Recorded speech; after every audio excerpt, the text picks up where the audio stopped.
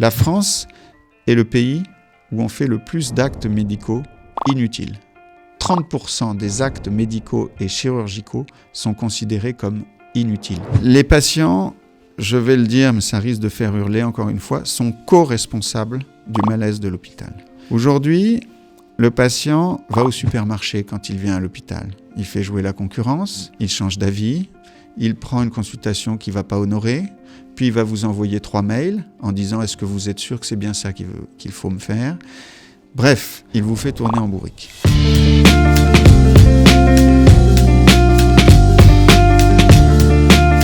Alors, professeur, bonjour. Bonjour. Alors, pour vous présenter rapidement, vous êtes chef du service d'urologie à l'hôpital Cochin.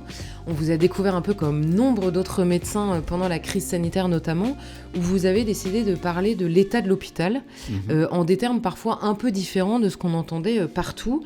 Et alors, la première question que j'avais envie de vous poser, c'est, on entend énormément un peu partout dire que l'hôpital manque de moyens. Selon les témoignages qui arrivent ici et là, ça a l'air quand même vrai dans la vie de beaucoup de soignants. Et vous dites que c'est pas un manque de moyens, mais une mauvaise utilisation de ces moyens. Est-ce que vous pouvez développer un peu cette idée d'abord sur laquelle votre parole est en décalage par rapport à ce qu'on entend ?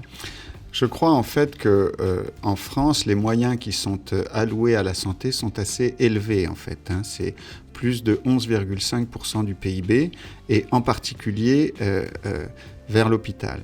En fait, ce qu'il se passe, c'est que les moyens sont mal affectés. C'est-à-dire, au lieu d'être dédiés aux soignants et surtout aux patients, ils partent dans une technostructure qui est très importante, qui est très lourde. Il y a beaucoup de procédures, il y a beaucoup de strates. Donc ça fait bien évidemment beaucoup de pertes financières. D'autre part, l'hôpital, contrairement à ce qu'on croit et à ce qu'on entend, ne fonctionne pas du tout comme une entreprise. Il ne fait pas d'effort d'efficience, d'efficacité. Alors je ne dis pas qu'il doit être absolument une entreprise commerciale, pas du tout. Mais en tout cas, quand on le vit de l'intérieur, on voit qu'il ne fonctionne pas de façon optimale. Il y a beaucoup de gâchis au quotidien à l'hôpital, ne serait-ce que des salles d'opération qui sont inutilisées alors que le personnel est présent parfois, ne serait-ce que des équipes entières qui sont mobilisées pour une activité qui parfois est très réduite.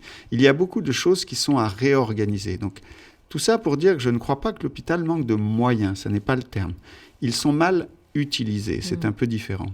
Alors juste avant de rentrer un peu dans le fond du sujet justement que vous évoquez ici, certains, à l'inverse, on va dire, beaucoup de gens se contentent, on va dire, de parler de l'hôpital en disant il y a un manque de moyens, et d'autres, à l'inverse, rêveraient de contractualiser tout ce qui concerne la santé. Ça n'est pas non plus votre option pour... Pas du tout. Je pense qu'il faut avoir un constat équilibré. Il y a des services hospitaliers qui marchent très bien aussi. Il y a des équipes qui sont performantes. Il y en a encore, même si les choses se dégradent. Et je crois qu'il faut voir les côtés positifs et les côtés négatifs de l'hôpital. Si on veut arranger les choses, si on veut faire les bonnes réformes, il faut avoir un discours équilibré qui correspond à la réalité. Certes, l'hôpital n'est pas si performant qu'il l'a été, mais il y a encore des poches, des endroits où il marche très bien. Les soins, souvent, restent de qualité. Il y a des très bons professionnels et il ne faudrait pas jeter le bébé avec l'eau du bain. Alors justement, pour essayer de comprendre comment l'hôpital a évolué ces dernières années, vous disiez, certes, tout ne fonctionne pas aussi bien. Bon, d'abord, peut-être qu'on fantasme aussi à un hôpital où tout allait très bien avant, mais surtout, il y a deux questions un peu dans une. D'abord, est-ce que l'hôpital n'a pas changé aussi parce que la société elle-même a changé et le rapport au travail et notamment le rapport à la vocation qui est celle des médecins a changé? C'est la première partie de ma question. Et ensuite, l'évolution qu'il y a entre les 3 forces, on va dire, qui composent le système de santé, à savoir les soignés, nous tous, potentiellement, les soignants et les gestionnaires, dont vous parlez beaucoup, les gestionnaires de la santé. Donc peut-être d'abord la première question, est-ce que l'hôpital n'a pas évolué comme la société elle-même? Si, bien sûr. C'est-à-dire que les responsables ne sont pas uniquement nos politiques, même si, bien sûr, ils ont commis beaucoup d'erreurs, et en particulier d'incuries. L'état d'esprit a changé aussi. C'est-à-dire que jusqu'à il y a une vingtaine d'années, je dirais, à la louche, les gens étaient très motivés au travail. Ils ne prenaient pas des arrêts de travail de façon indue, par exemple. Ils étaient tout à fait dédiés à leur métier. Ils étaient préoccupés par le soin. Et on avait des équipes qui étaient soudées avec un esprit du collectif. Et c'est vrai qu'on est rentré, il faut le reconnaître, dans une ère des loisirs et dans une société très individualiste. Donc aujourd'hui, une jeune infirmière qui arrive dans un service hospitalier n'est pas du tout la même que celle qu'on a connue il y a 30 ans. Je suis désolé de le dire, ça peut heurter les gens qui nous écoutent. Mais la mentalité, le rapport au travail a beaucoup, beaucoup changé. Il faut prendre ça en considération. C'est exactement comme les déserts médicaux.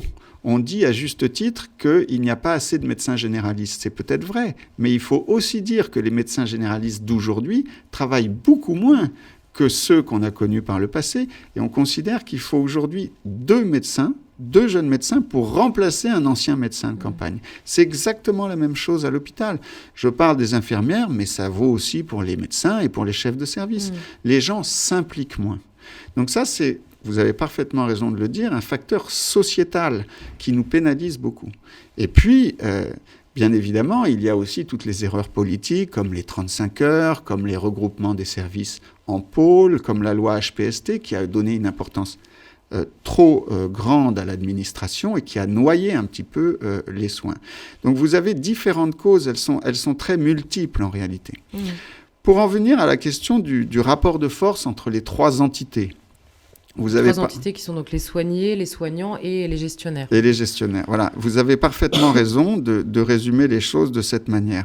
La santé, c'est 3 groupes de personnes. Ce sont les patients, les soignés, les soignants, médecins, infirmières, kinés, psychiatres, et les gestionnaires.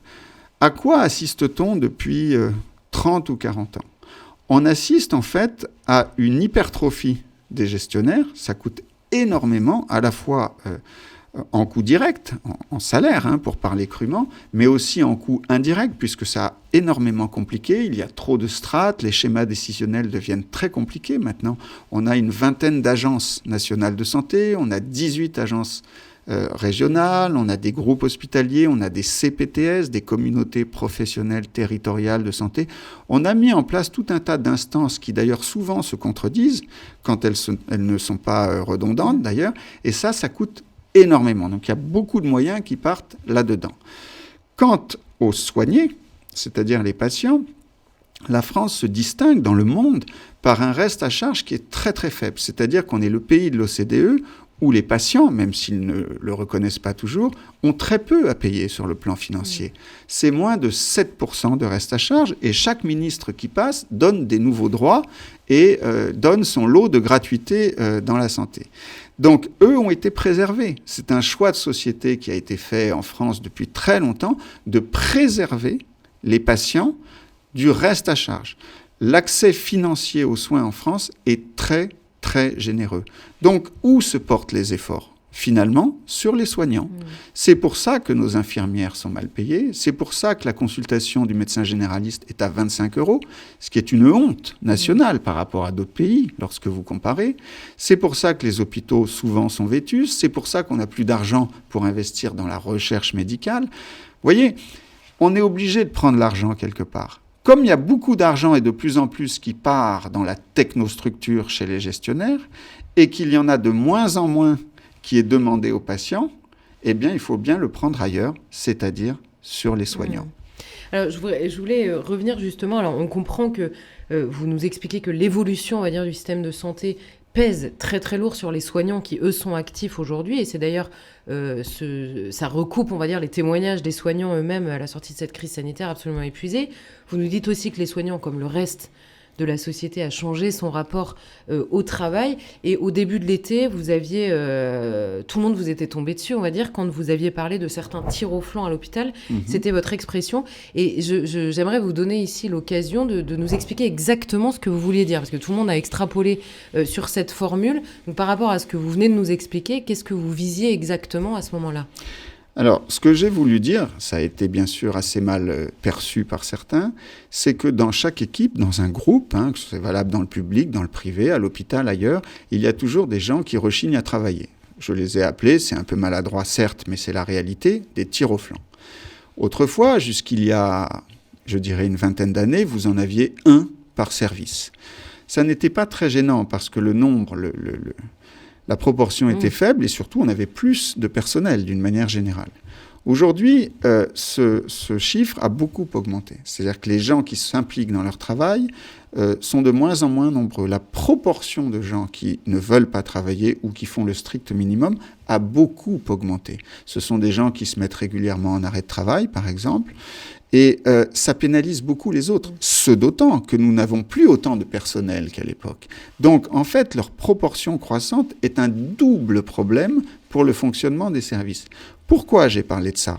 Pas forcément pour les stigmatiser eux, mais pour rendre justice aux autres qui, eux, font le boulot de manière accrue et doivent travailler davantage pour compenser les carences des premiers.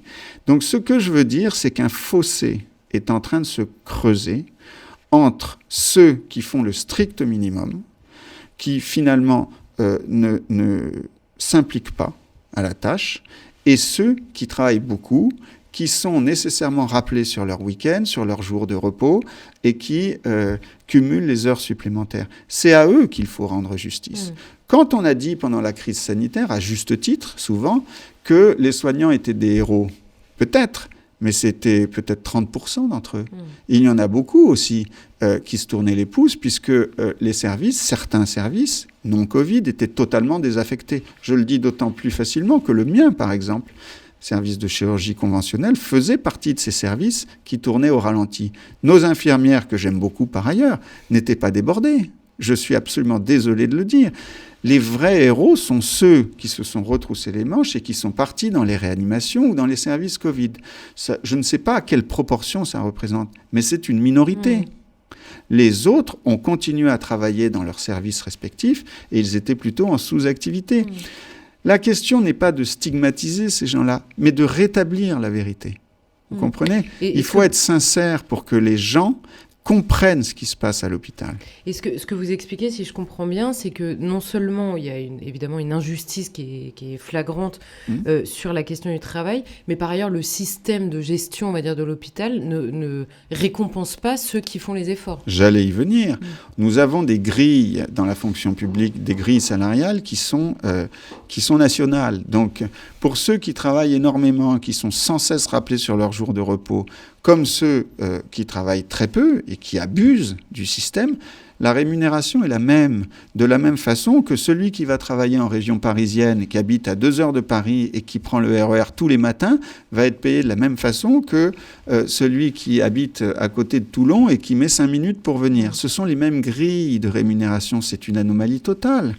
Moi, je pense que l'avenir, si on veut aller dans le sens de l'histoire, c'est de faire des rémunérations à 3 étages, y compris dans la fonction publique. Ça devient très urgent. Le premier étage serait un socle commun pour le métier, pour la qualification, qui serait en effet commun à tous les personnels de la fonction publique exerçant le même métier. Et puis, il y aurait une part variable selon le coût de la vie dans la région considérée. Et enfin, troisième étage de la fusée, on mettrait une rémunération au mérite. C'est-à-dire, il faut le dire, alors bien sûr, ça peut choquer certains, mais si nos cadres dans les services avaient la possibilité, par exemple, de donner certaines primes de temps en temps, voire de les pérenniser au personnel qui, eux, font les efforts, je suis sûr que tout le monde s'en porterait mieux. Et c'est surtout, encore une fois, une question de justice. Et alors, pour revenir à la question de la place qu'a pris la bureaucratie, on va dire, dans l'hôpital, pour revenir à ces 3 pôles dont vous nous parliez, on a parlé des soignants, sur la partie bureaucratie, est-ce que vous pourriez prendre votre exemple et nous expliquer comment, au fil des années, votre métier a changé, c'est-à-dire la part de bureaucratie ou de paperasse, ou même le fait de devoir rendre des comptes pour n'importe quel acte posé, comment est-ce que ça a changé votre vie de médecin ? Très simple, quand j'étais jeune assistant, il y a 20 ans, si par exemple on voulait ouvrir, on avait un surcroît d'activité, un nombre de consultations qui augmente. Bon, grâce au succès du service. On voulait augmenter la surface de consultation et ouvrir un local de consultation supplémentaire.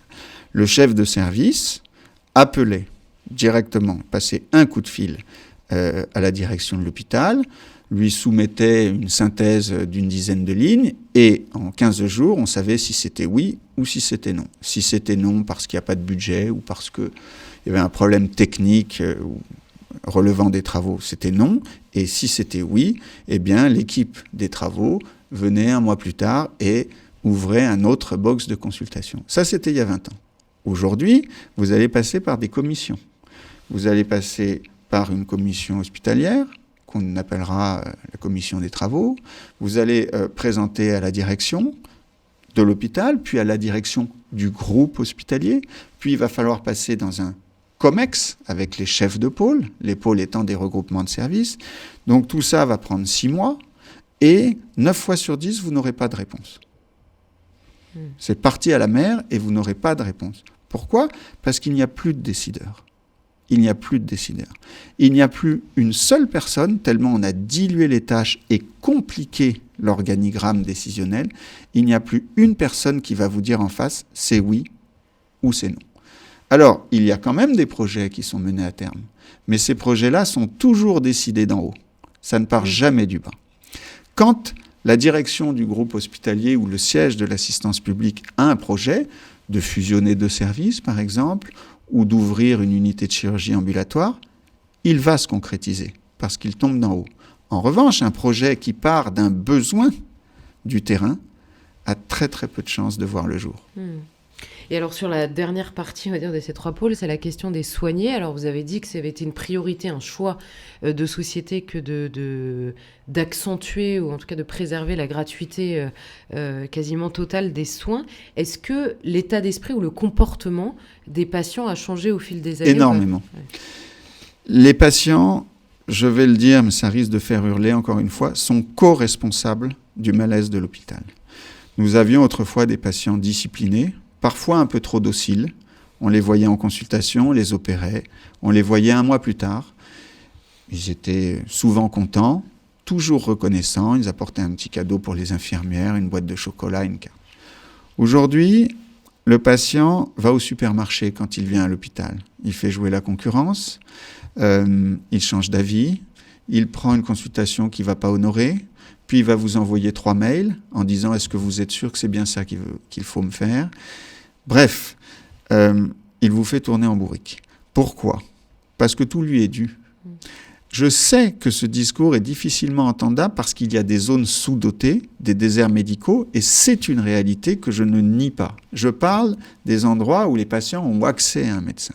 Lorsqu'ils ont accès à un médecin, ce qui est le cas dans ma discipline, l'urologie et en région parisienne, ils en abusent. Je suis désolé de le dire, pas tous bien entendu, mais une bonne proportion profitent en fait de cette possibilité. Les patients ont acquis énormément de droits maintenant et ils n'ont aucun devoir. Si par exemple un patient réserve une date opératoire à l'hôpital et qu'il ne se présente pas la veille pour être hospitalisé, il ne sera pas blacklisté et il n'aura aucun frais à payer. Et en plus, s'il redemande une autre date opératoire, vous êtes dans l'obligation de lui en proposer une. Donc tout le curseur a été mis sur les patients. Encore une fois, je ne nie pas que beaucoup de patients ont une difficulté d'accès géographique aux soins. Mais lorsqu'ils y ont accès, alors là, ils ont tous les privilèges. Et les mails aussi. Les mails nous ont, porté beaucoup de préjudice parce que les patients se sentent en communication directe avec vous et en permanence. À 11h du soir, il va vous demander si c'est normal qu'il ait encore 37,8 par exemple. Vous lui dites oui, c'est tout à fait normal, ça peut durer 3 jours. Et puis 2 fois par jour, pendant une quinzaine de jours, il va vous reposer la question. Donc, c'est un sentiment mêlé à la fois d'angoisse. La société est beaucoup plus inquiète, angoissée qu'avant. Elle ne supporte pas le moindre risque, la moindre contrariété. Et en plus de gratuité, parce que cette gratuité a généré un état d'esprit qui fait qu'aujourd'hui les gens ont le sentiment que la santé leur est due, rechignent, parfois sont capricieux, pas toujours, mais parfois sont capricieux. Je note d'ailleurs qu'il y a une très grande différence d'état d'esprit entre les patients qui sont dans les bassins normalement dotés en médecins, ceux-là sont souvent infernaux, et les patients qui viennent de provinces reculées, qui eux sont très respectueux. Ne parlons pas des patients étrangers qui eux sont le plus souvent absolument charmants, parce qu'ils n'ont pas cette habitude d'être servis comme ont les patients français. Et alors, il y a une question dont on parle beaucoup ces dernières années, c'est la judiciarisation de tout dans la société. On en parle beaucoup parce que ça pèse sur les décisions politiques régulièrement. Est-ce que c'est une inquiétude chez les médecins ? Puisque pour l'instant, bien sûr, pour l'instant, c'est beaucoup moins développé que dans d'autres pays. Quand vous allez aux États-Unis, les soins même que vous allez prodiguer à un patient sont dictés par les potentielles représailles juridiques. Donc, on n'en est pas là en France, mais ça commence. Ça monte de façon assez exponentielle. Il y a, je vais vous donner un exemple, dans chaque hôpital, une cellule administrative qui s'appelle le droit des patients. Et il suffit qu'un patient soit mécontent, pour une raison X ou Y, il a le droit de saisir cette instance, que ce soit par mail, par courrier, même pas besoin d'une lettre recommandée. Et à ce moment-là, il se plaint, ça peut être d'un retard de prise en charge, ça peut être d'une complication qu'il pense indue, ça peut être d'une mauvaise prise en charge ou d'une mauvaise organisation des soins qui lui ont été faits. Il suffit simplement qu'il fasse une réclamation et à ce moment-là, la cellule adresse au chef de service, en l'occurrence moi, un message avec la plainte du patient et on est tenu de répondre avec un rapport circonstancié. Avant, nous avions une réclamation une fois tous les mois. Aujourd'hui, c'est une fois tous les jours. Donc ça aussi, c'est quelque chose qui prend du temps et absolument tous les droits ont été donnés aux patients. Si les patients ne payaient ne serait-ce que 20 € pour une telle démarche, on en aurait peut-être un dixième. C'est sûr. Le problème, encore une fois, c'est la facilité d'accès financier. Et alors, pour revenir sur la question, vous disiez la différence de comportement, vous faisiez la différence entre ceux qui ont accès à beaucoup de choses, ceux qui ont moins accès, et les étrangers. Ça me fait penser à une question justement sur la question du coût et de la gestion des moyens. Aujourd'hui, que vous soyez français ou étranger de passage ou installé en France, la question du coût de la santé est le même pour tous ou il y a des différences qui existent aujourd'hui à l'hôpital ? Alors, il y a vous voulez dire dans la prise en charge, ce que doit payer un patient. Alors, les patients qui viennent en urgence, ça c'est très très français aussi, et je crois on est le seul pays comme ça, qui viennent en urgence, ne paieront pas. S'ils ne le souhaitent pas payer, ils ne paieront pas parce qu'on ne leur demande pas à l'avance de payer. Ils sont reçus, ils sont pris en charge, on fait les examens, éventuellement les hospitalise. Et ensuite, bien sûr, une facture va leur être adressée. Mais il y a deux tiers des passages aux urgences qui ne sont pas recouvrés par l'hôpital. Je ne sais pas si vous vous rendez compte, 2 tiers. Peu de gens le savent. Les patients étrangers qui n'ont pas de papier sont pris en charge, c'est un devoir. Je ne sais pas ce que ça représente comme montant global, mais je crois savoir qu'aux urgences, ça représente quand même une bonne... Ça dépend des endroits, bien évidemment, mais ça représente un manque à gagner assez considérable pour l'hôpital. Maintenant, vous avez les étrangers en situation irrégulière. Ils ont l'aide médicale d'État, il faut être sur le sol français depuis plus de 3 mois, avoir des ressources inférieures, je crois, à 800 ou 900 € par mois, et être en situation irrégulière. Eux ont l'aide médicale d'État, c'est déclaratif, c'est relativement facile à obtenir, et il y a un budget annuel qui a dépassé 1 milliard, qui est voté au Parlement chaque année, et qui crée beaucoup de ressentiment. Il y a beaucoup de Français, j'en fais partie d'ailleurs, qui considèrent que c'est une anomalie que des gens en situation irrégulière soient pris en charge intégralement, alors que d'autres personnes en situation régulière aient un reste à charge. Bon. Vous avez une autre catégorie de personnes qui sont les Français avec des faibles revenus, c'est anciennement la CMU. Si vous êtes Français et que vous gagnez moins de 900 € par mois, à la louche, grosso modo, eh bien, vous êtes dispensé de payer. Donc, c'est-à-dire, vous n'avez rien à avancer et vous ne payez rien pour votre santé. C'est une anomalie aussi, je regrette de le dire. Ça crée beaucoup de ressentiment aussi chez des gens qui sont au-dessus de ce seuil, juste au-dessus, qui eux payent. et qui ne comprennent pas que d'autres personnes, souvent d'ailleurs, qui ne participent pas à la solidarité nationale parce qu'ils ne payent pas d'impôts vu leurs faibles ressources, qui ne cotisent pas, ne comprennent pas que ces gens-là qui ne cotisent pas soient exemptés de tout reste à charge. Vous avez aussi un autre dispositif qui s'appelle l'affection longue durée, l'ALD, qui concerne, je crois, 13 ou 15 millions de personnes sur les maladies chroniques très chères aussi, comme les cancers ou les maladies cardiovasculaires. Alors là, ça n'est pas conditionné par la ressource des uns et des autres, mais par le type de maladie. Ça me paraît beaucoup plus légitime, c'est-à-dire que si vous avez une maladie grave, eh bien, c'est la solidarité nationale qui vous prend en charge. Moi, je suis très favorable à ce que ce dispositif soit maintenu. Autant je suis contre l'aide médicale d'État et la CMU, pour des soucis de justice, autant je considère que les ALD devraient être maintenus et même élargis à d'autres types de soins. Voilà.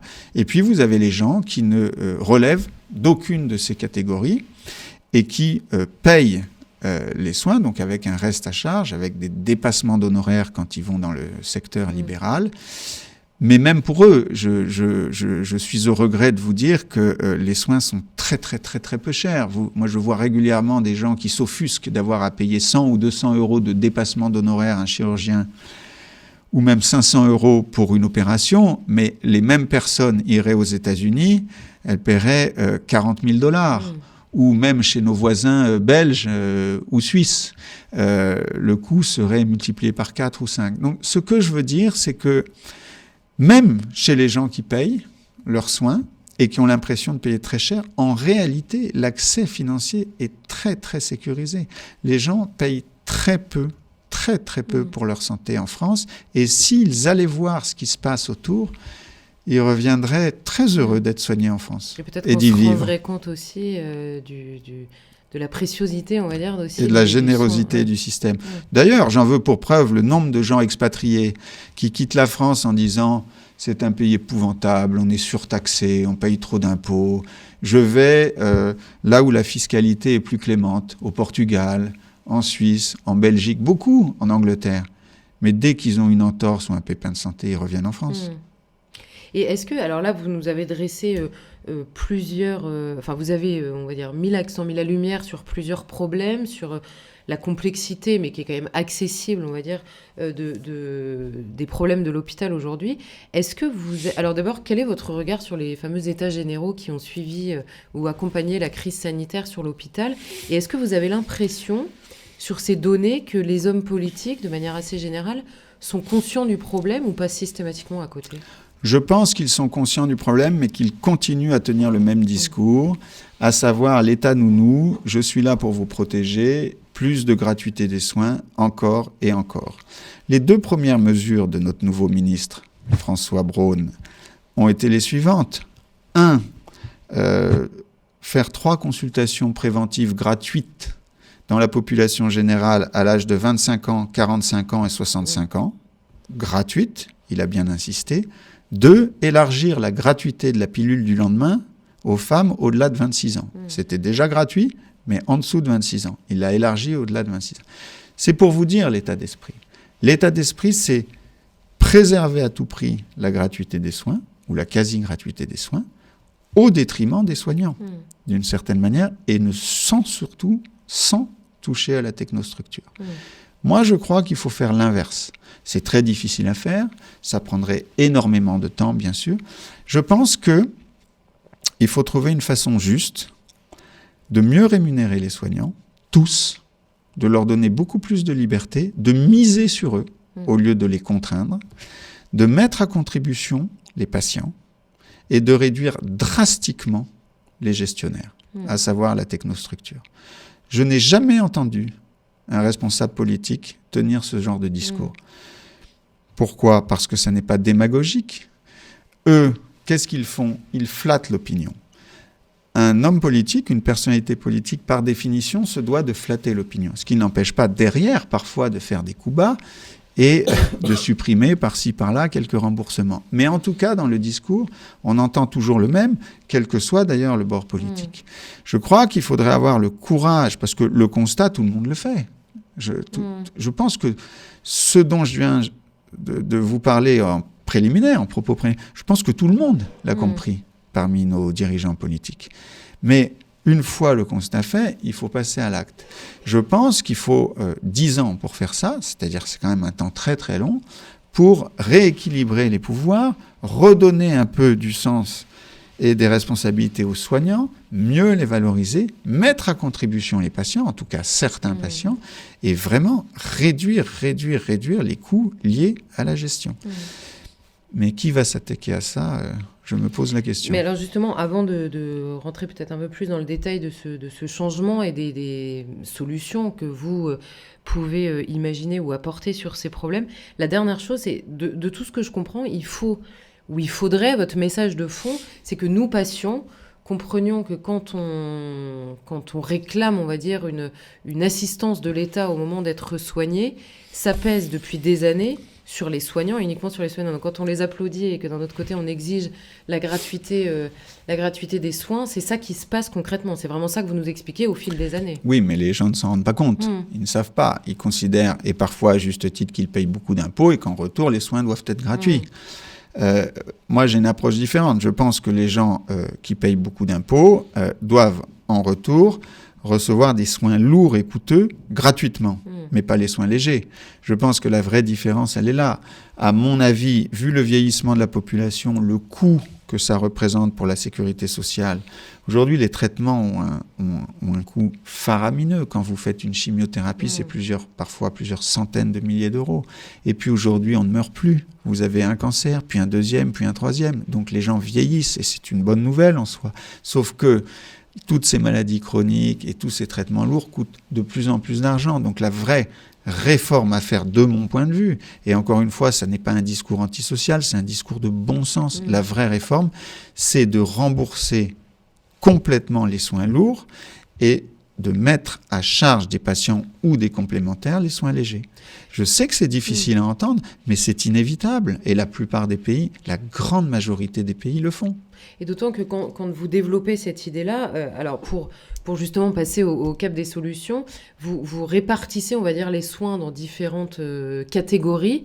Est-ce que vous pouvez nous expliquer exactement, là, on se dit, les gens qui nous écoutent vont se dire, mais alors, si le docteur Perromort devient ministre de la Santé, qu'est-ce que je vais pouvoir à quel moment je vais pouvoir compter sur l'État, à quel moment non, et surtout comment vous répondez à cette idée qu'il y a des gens que ça va inquiéter, qui se disent mais j'ai pas les moyens de payer plus. Et là aussi, vous avez une réponse justement sur la distance d'abord des soins, sur qu'est-ce qui peut être remboursé ou non. Et finalement, on ne perdrait pas forcément plus d'argent par ce biais-là. Alors, c'est un peu technique et je m'en excuse. Je pense que si on établissait un panier de soins équivalent à celui des ALD, des affections longue durée aujourd'hui, mais même élargi aux vaccins, à la prévention, à beaucoup d'autres pathologies, et d'ailleurs à revoir chaque année en fonction des deniers de l'État, c'est-à-dire des possibilités financières, du budget possible. Si on définissait ce panier de soins pris en charge à 100% et pour tout le monde, quelles que soient les ressources des gens, 100%. Donc c'est une énorme protection déjà en soi. Et si tout le reste était à la charge des patients ou des complémentaires, eh bien, certains, bien sûr, seraient inquiets de ne pas pouvoir se faire soigner pour une infection urinaire ou une entorse. Sauf que, les médecins, dans le système auquel je crois, seraient libres tous de faire des dépassements d'honoraires ou pas. C'est-à-dire qu'il n'y aurait plus de secteur 1 ou de secteur 2.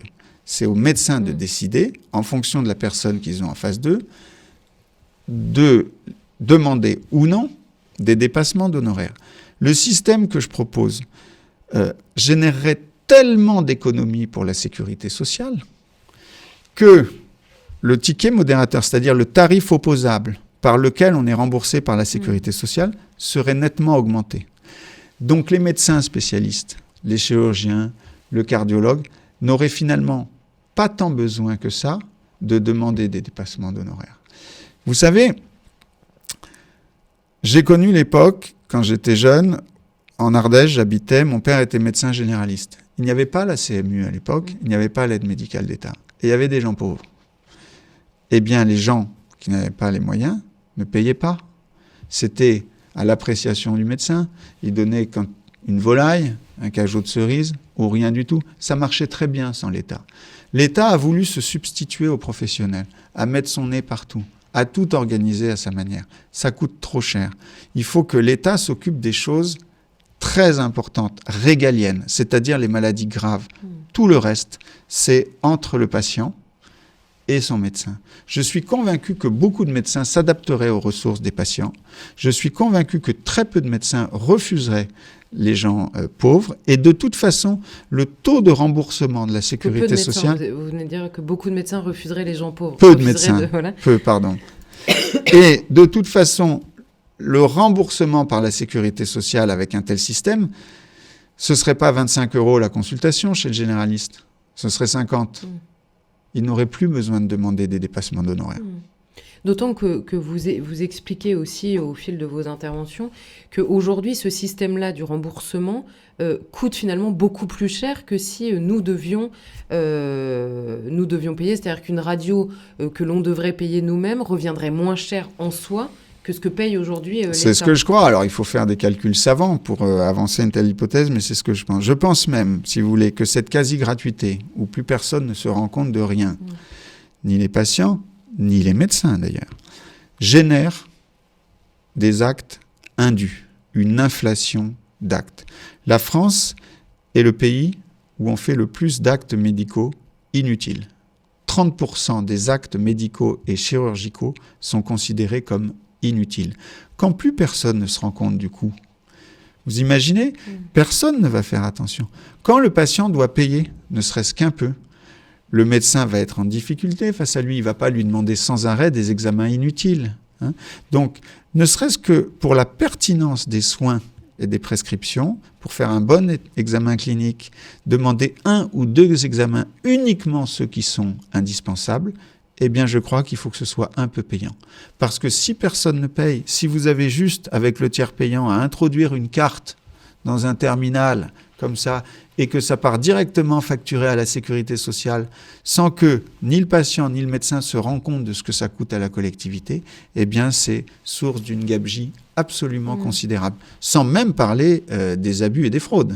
Sans même parler de ça. Juste sur le système lui-même. Donc, moi, je crois que le système devrait être responsabilisant, à la fois pour les patients, mais aussi pour les médecins, car je n'incrimine pas que les patients. Je sais qu'il y a des abus aussi du côté des médecins qui profitent de cette générosité pour faire des actes inutiles, y compris eux-mêmes au bloc opératoire. J'ai des collègues chirurgiens dont je connais les pratiques, je ne vous dirai pas les noms, mais je sais que pour un acte banal qui pourrait durer 5 minutes et se faire en consultation, ils vont mettre le patient au bloc opératoire sous anesthésie pour faire un acte qui dure 30 minutes et être mieux rémunéré. Ça ne leur pose aucun problème puisque c'est la sécurité sociale qui paye. Donc tous ces abus-là viennent d'une déresponsabilisation collective. Pour que les gens soient responsabilisés, patients et médecins, il faut qu'on ait le sentiment de payer. Oui, retrouver la valeur. La valeur de l'acte. Voilà. De l'acte. Et vous êtes, comme tout le monde en ce moment, vous voyez l'inquiétude qu'il y a autour du pouvoir d'achat, ce thème qui revient énormément. Si vous nous dites ça, en connaissant cette inquiétude aujourd'hui qui traverse le pays, c'est que vous nous prévenez de quoi ? Quel est le danger si on continue à, en effet, ne pas se rendre compte, on va dire, de la valeur de ces actes médicaux. Mais on y est déjà. Là, ça fait des décennies que la sécurité sociale est déficitaire, donc elle ne peut plus investir. Elle ne peut plus augmenter les remboursements. Elle ne peut plus augmenter la consultation du généraliste. On ne peut plus augmenter ou à peine les infirmières, qui sont encore, malgré l'effort du Ségur de la Santé, qui était nécessaire mais insuffisant, qui sont encore moins bien payées que la moyenne de l'OCDE. On a des hôpitaux qui s'effondrent. On a des métiers qui ne sont plus attractifs. On paye. Les gens ont du mal à comprendre ça, mais on paye déjà cette générosité.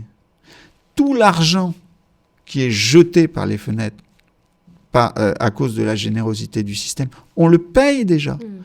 Aujourd'hui, on a, encore une fois, pour maintenir la quasi-gratuité des soins, on a fait l'impasse sur tout le reste. C'est ça qu'on est en train de voir aujourd'hui.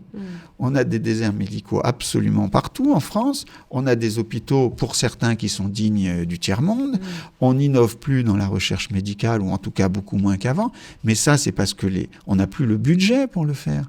On le paye déjà. Il faut arrêter de dire qu'il faut remettre des moyens. Non, il faut, avec les moyens qu'on a, qui sont déjà assez conséquents, il faut simplement mieux les répartir de façon plus pertinente. Et alors, sur la question de la bureaucratie, là, vous nous avez expliqué comment nous, patients, pourrions améliorer la situation. Comment est-ce que ça pourrait d'ailleurs décharger un petit peu ou mieux, être notre manière de reconnaître et d'exprimer notre reconnaissance aux soignants. Sur la partie bureaucratie qui est importante dans votre discours, ce qu'on comprend, c'est que vous voudriez un système qui prenne mieux en compte la subsidiarité, c'est-à-dire qui fasse confiance à chaque soignant au niveau où il est. Est-ce que ça vous semble faisable ? Parce que quand on a accumulé, on va dire, les strates de bureaucratie, est-ce qu'on arrivera un jour à retrouver un peu de bon sens ? Parce que ma question concerne, en l'occurrence pour vous, l'hôpital, mais je pense qu'on pourrait se la poser à tous les niveaux de la société, dans tous les métiers. Partout.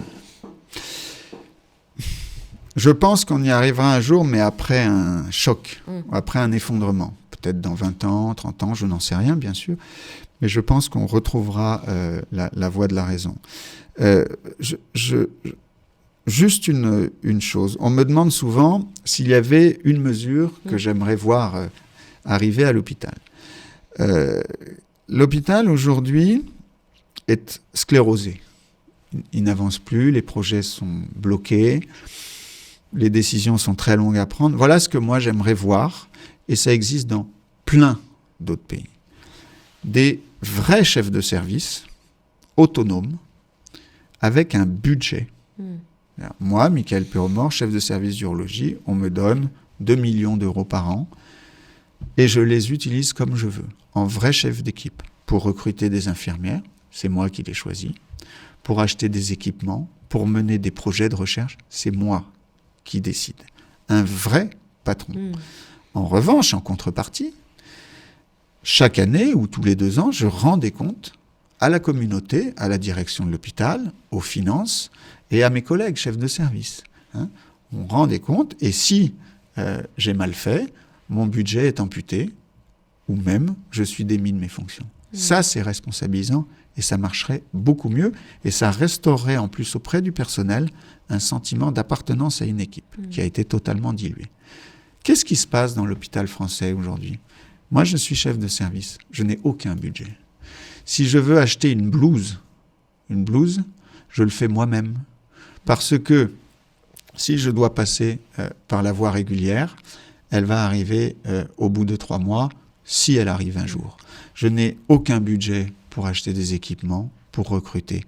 Tout se fait dans les strates supérieures et en général sans que je sois prévenu. Donc je ne suis pas un vrai chef de service. Je gère les problèmes du quotidien. Je m'occupe des internes et des assistants, donc l'aspect médical, c'est moi qui établis les protocoles de soins, par exemple, c'est moi qui organise le bloc opératoire, mais sur la gestion financière, 0. Je ne suis pas un gestionnaire de service, c'est faux, c'est un leurre. Et quand vous dites ça, eh bien, vous passez pour un affreux libéral, au mieux, parfois pour un irresponsable.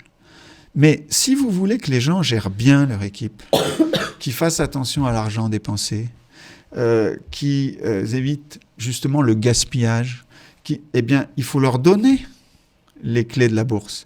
Bien sûr, en les responsabilisant derrière. Aujourd'hui, il y a beaucoup de chefs de service qui ont démissionné, ils n'ont plus de pouvoir. Donc, ils laissent faire les choses. Ils ont, d'une certaine manière, abandonné leur rôle puisqu'ils n'ont plus la possibilité, n'ont plus le pouvoir de mener à bien ce qu'ils voudraient faire.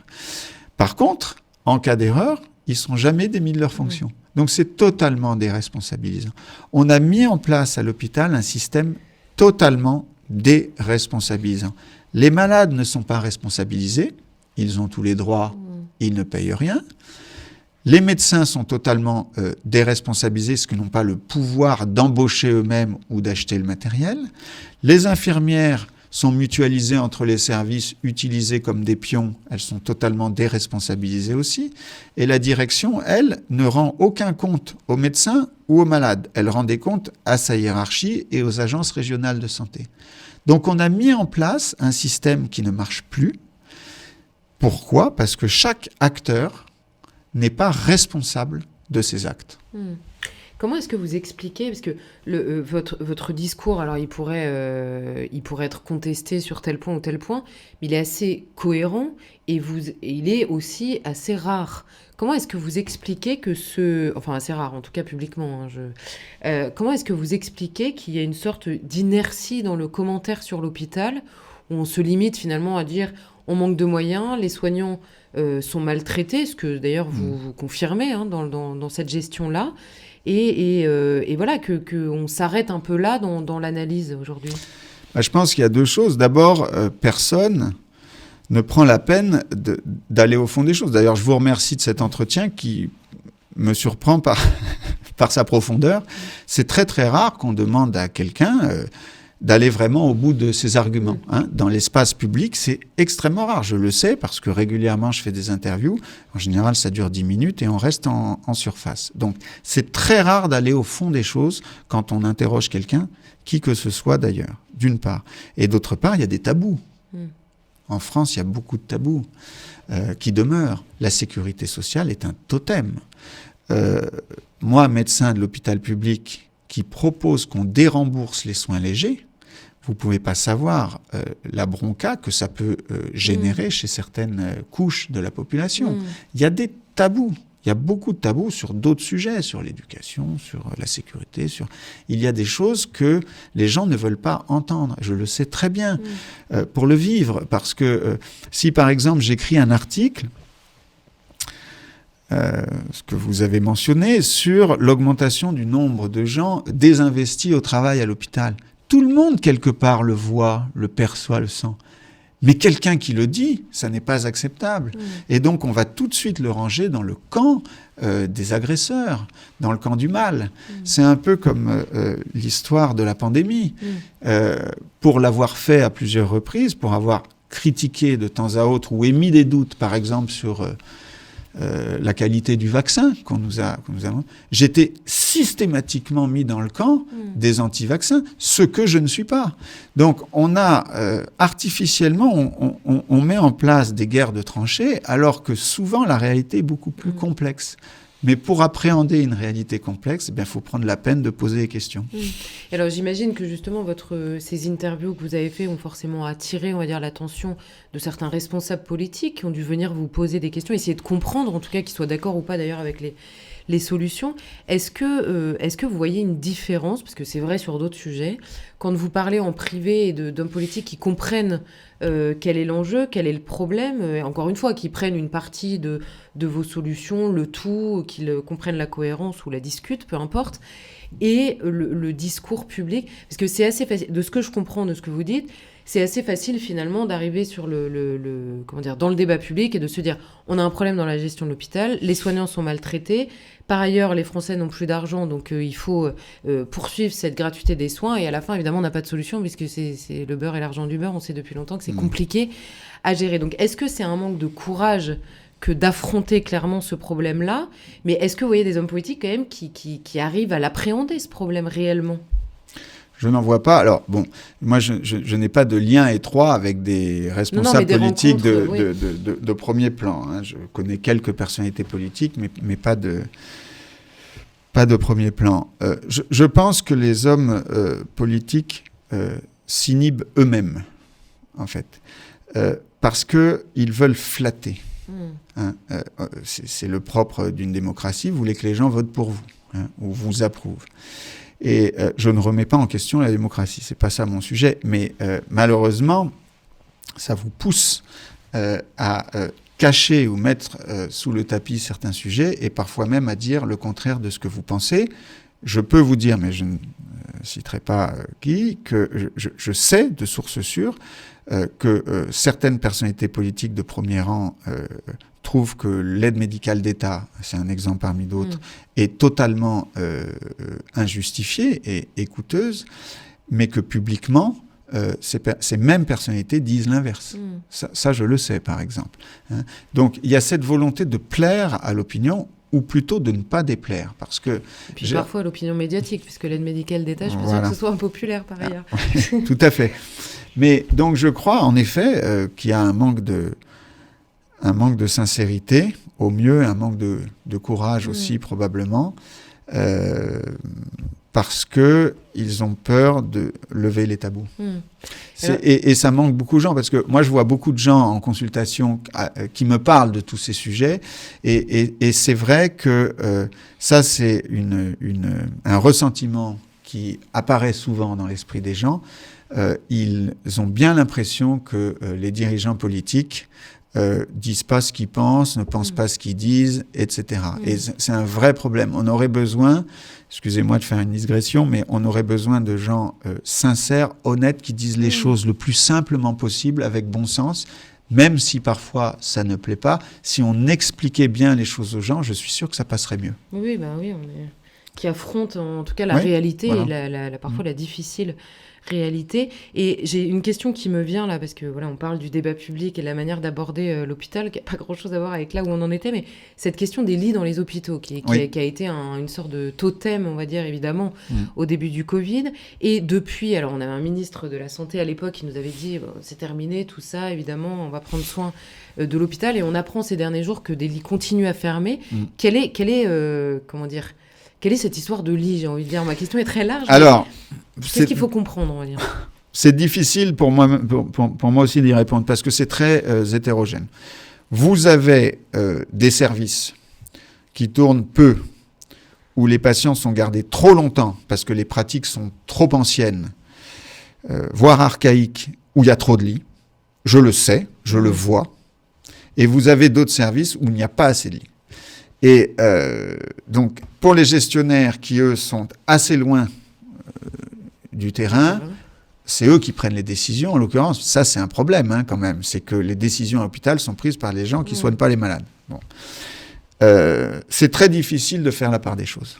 Ils n'y arrivent pas. Ils ont des relais, ils ont des cadres, mais comme tous les chefs de service cherchent aussi s'arc-boutent, il faut le reconnaître, il y a aussi de l'archaïsme, beaucoup de corporatisme chez les médecins. Vous avez beaucoup de chefs de service qui pourraient être amputés de 4 ou 5 ou 10 lits, et ça ne nuirait pas forcément, foncièrement, au fonctionnement de leur service. Mais ils ne veulent pas. Ils veulent garder tous leurs lits, ils veulent garder le confort, ils veulent garder les gens 5 jours au lieu de 4. Ça génère aussi le budget qui est alloué, j'imagine. Voilà. Pour tout un tas de raisons, ou parfois simplement par orgueil, parce que l'homologue chef de service de la même spécialité dans l'hôpital à côté pourrait avoir plus de lits que lui. Donc, si vous voulez, des fois, ça se résume à ça. Il y a beaucoup de rivalité entre les médecins, entre les médecins d'un même hôpital. On a découvert ça. Voilà. Donc, il y a tout un tas de raisons. Ce que je sais, c'est que la situation est très hétérogène. Vous avez, dans beaucoup de services, un manque cruel de lits, ce qui explique en grande partie pourquoi les patients sont sur des brancards aux urgences, parce qu'il n'y a pas de lit d'aval pour les hospitaliser. Et à l'inverse, de temps en temps, vous tombez sur des services qui sont parfois vides, et vous êtes surpris qu'il y ait autant de lits inoccupés. Mais ça dure parce que le chef de service a du pouvoir, il arrive encore à maintenir tous ses lits, ou alors il fait croire à la direction qu'ils sont occupés. Enfin, vous avez un peu de tout. Globalement, je crois à l'échelle du territoire qu'on a un nombre de lits par habitant qui est un petit peu en dessous de la moyenne, si on compare les statistiques, mais c'est toujours très difficile de le faire. On a beaucoup moins de lits, par exemple, qu'au Japon ou en Corée du Sud, où eux, ils sont champions du monde du nombre de lits. Donc on a beaucoup moins de lits qu'eux, ou même l'Allemagne, pour prendre un exemple plus proche. Mais on a aussi beaucoup plus de lits qu'un pays comme l'Angleterre ou les États-Unis, par nombre d'habitants. Je crois qu'on est à peu près dans la moyenne. Et alors, peut-être une dernière question à vous poser, c'est à la sortie de cette crise sanitaire, on va dire, j'espère que on est plus ou moins sorti de cette crise, qu'est-ce que vous retenez le plus, en fait? Est-ce qu'il y a certaines choses, est-ce que ça nous a permis de comprendre certaines choses? Est-ce que ça a été pire parce que la santé a été abordée de manière vraiment très particulière?